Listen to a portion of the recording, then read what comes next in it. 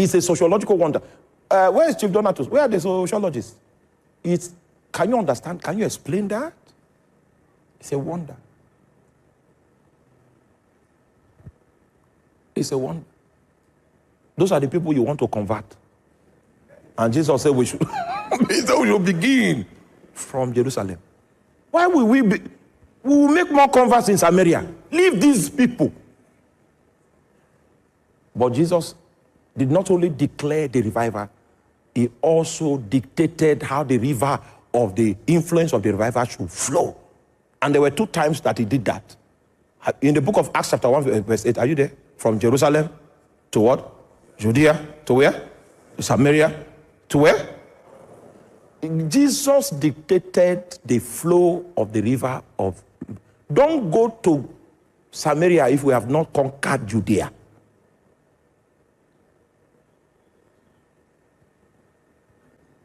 So the first question we need to ask is, what does Jesus know that we do not know? That Jesus is asking us to begin from Jerusalem. You know what he knows? It's about power. You know, one of the first things he told them in the book of Acts is that you cannot do kingdom business without power. There is no one human being that will not respond to power. So he said, beginning from Jerusalem. Go back to Luke. Go back to Luke chapter 24. And that repentance and remission of sins should be preached in his name among all nations, beginning from Jerusalem. Yes? And ye are witnesses of these things. And behold, are you there? I send the promise of my Father upon you, but tarry ye in the city of Jerusalem until ye be endued with power from on high. Does it occur to you that verse 49 is a notice of an appointment?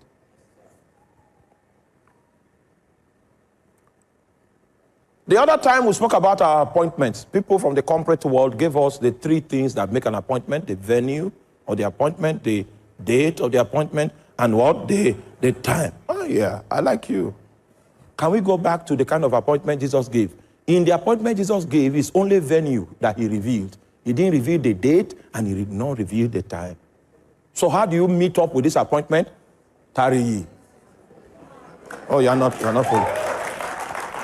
You know the reason why I said all of these things? When you set up the altar, then the next thing is, there is no time for your appointment has been processed. It has been processed, but you will not be notified of it. The only way you can collide with the appointment time and date is what? Tarry. Please help me tell your neighbor, in consistency lies the power.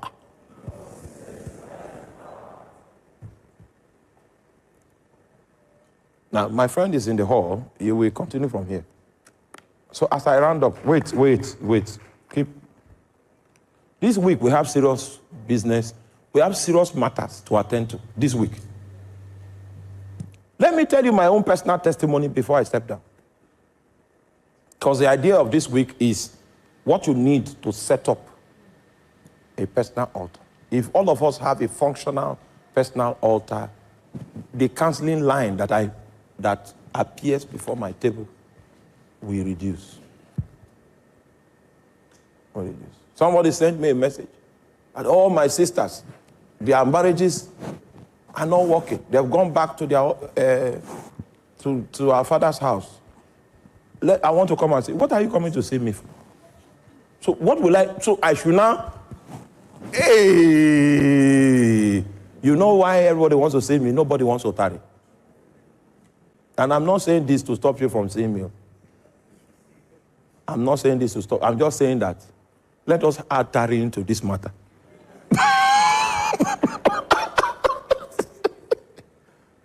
Everybody has left. They've gone back to our father's house. The reason why it happened like that is because nobody is tarrying. All of you people are sitting down hoping that something good will happen. Meanwhile, there are altars that are regulating the lives of these people. Nobody wants to tarry. They want to make the pastor a Superman. So when he comes, he can press button and say, Galaboko, Galakoko, Gaya, Kaka. That is what they want to make a pastor. That's why most pastors are fake. They have gone to join themselves with Satan because, tell your neighbor, tarry.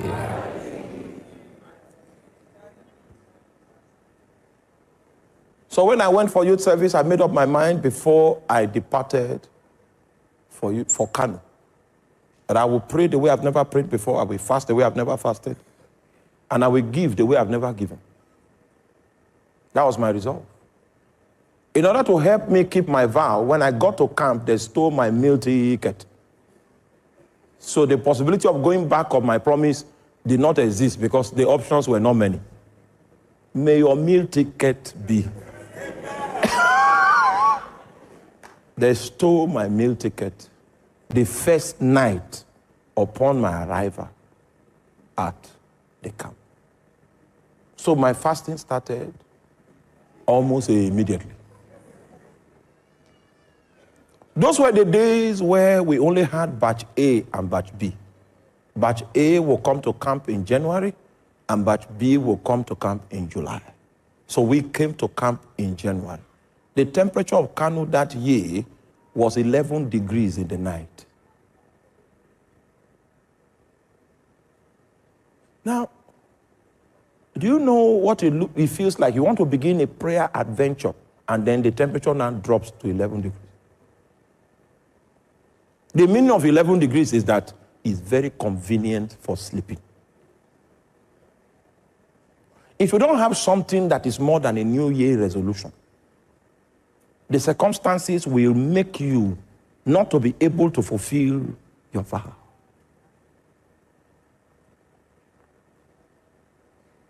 So I began to push in prayer, began to push in fasting, began to push. Those were the days when camp was 30 days.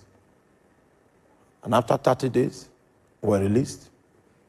I got to the place where my accommodation was, and I continued in my prayer and fasting. The place was conducive. I found a hill. That is where I used to climb for my prayer. So when I come back from work, sometimes I come back from work by 5, I climb the mountain. I come back from the mountain by 11, sometimes 12 midnight, some other times. And I maintained it on a daily basis.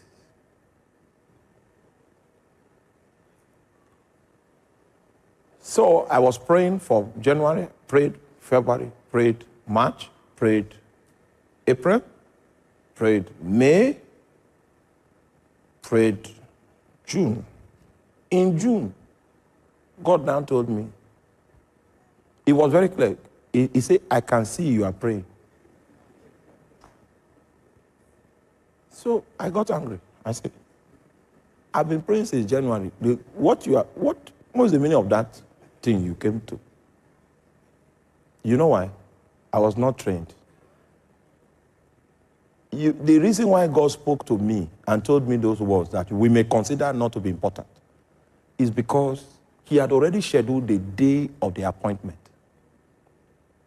And the way I was going, Satan was beginning to weary my heart because God seemed not to be responding.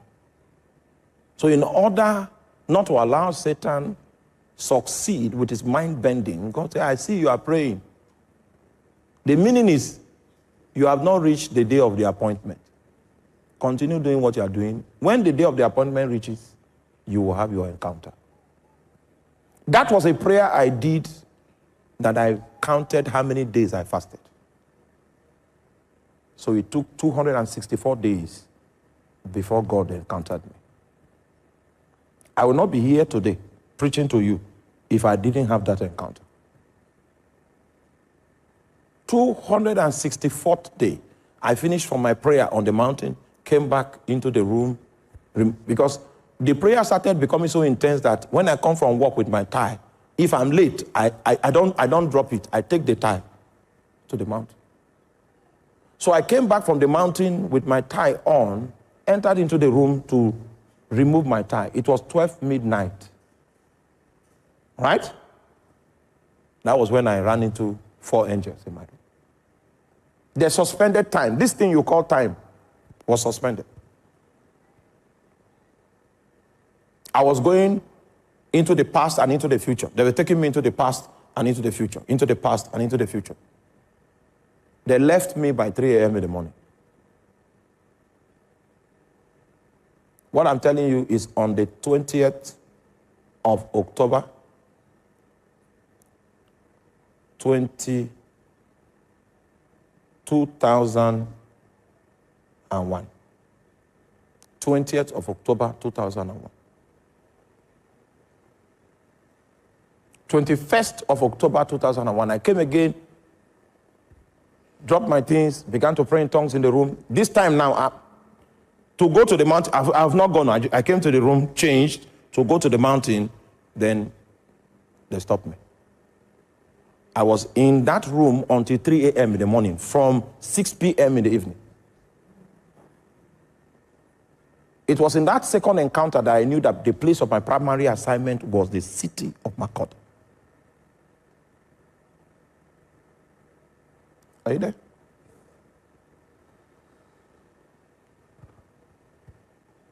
That's how divine direction came to me. When you start with a vow. If you continue, you will hit an encounter of your appointment. The day you hit the encounter of the appointment, the second point I want to raise starts. It is the supervising spirit of your altar that comes to visit you. It doesn't come as a friend, doesn't come as an acquaintance. It comes as a king.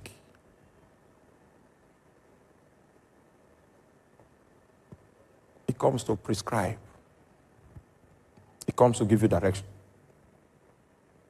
It opens your eyes to see that you are off track.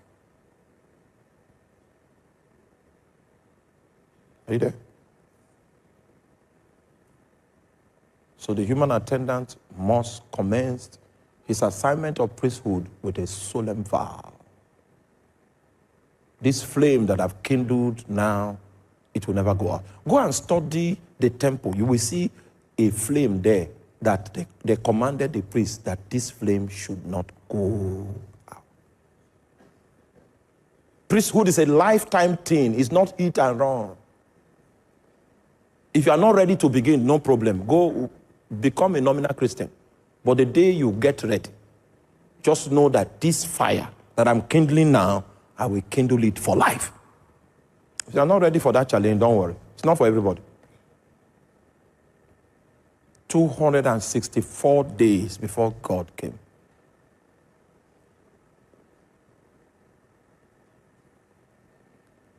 Sorry, it's not God that came, it's angels that came. When I started encountering angels, I was so happy because my power ministry now started at that point. I preached for 5 years with power before it occurred to me that it was not angels I was praying to encounter. It was Jehovah I was praying to encounter. So I repented. Are you there? And came back.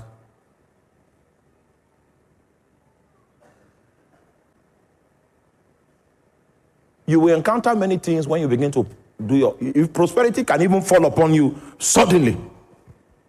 And because of that prosperity, you'll be going to Port Harcourt bringing goods, going to Port Harcourt bringing goods, going to Lagos, you put goods in 911.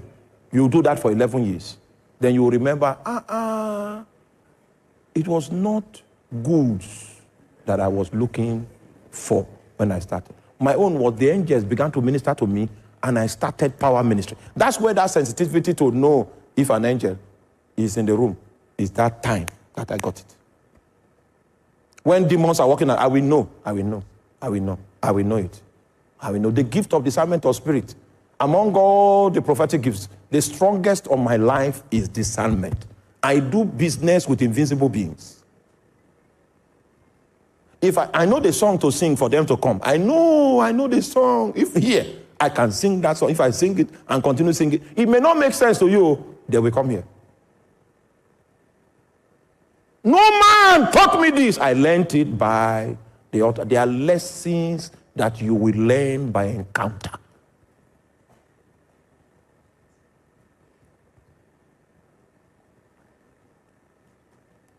Please welcome my friend. Let him. He will minister to us.